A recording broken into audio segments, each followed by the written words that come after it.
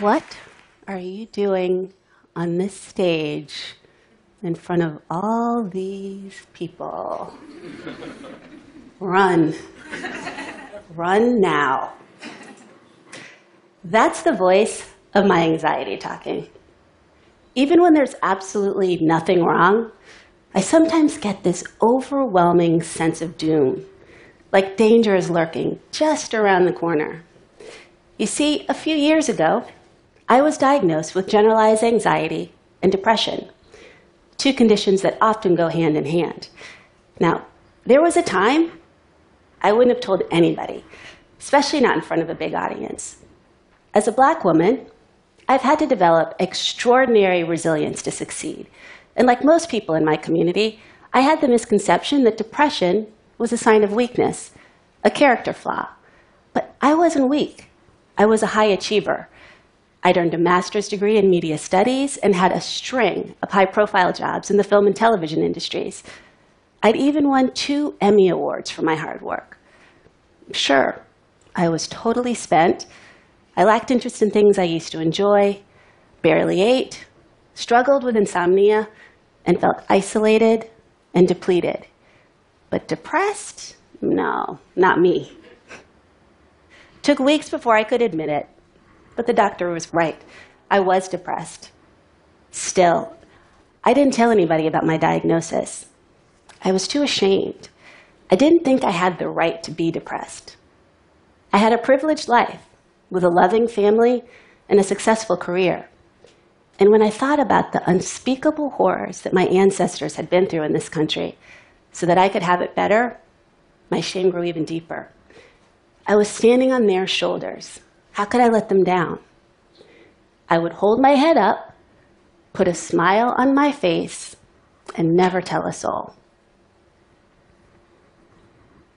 On July 4th, 2013, my world came crashing in on me. That was the day I got a phone call from my mom, telling me that my 22-year-old nephew, Paul, had ended his life after years of battling depression and anxiety. There are no words that can describe the devastation I felt. Paul and I were very close, but I had no idea he was in so much pain. Neither one of us had ever talked to the other about our struggles. The shame and stigma kept us both silent. Now, my way of dealing with adversity is to face it head on. So I spent the next 2 years researching depression and anxiety, and what I found was mind-blowing.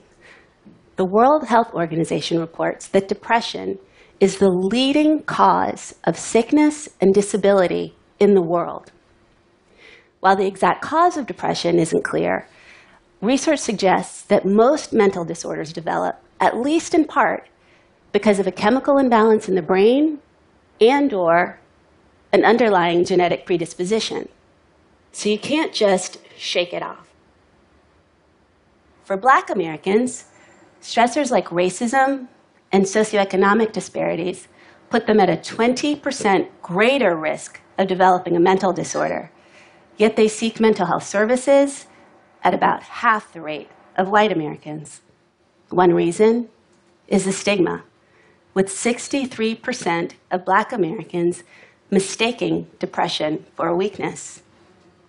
Sadly, the suicide rate among Black children has doubled in the past 20 years. Now, here's the good news. 70% of people struggling with depression will improve with therapy, treatment, and medication. Armed with this information, I made a decision. I wasn't going to be silent anymore.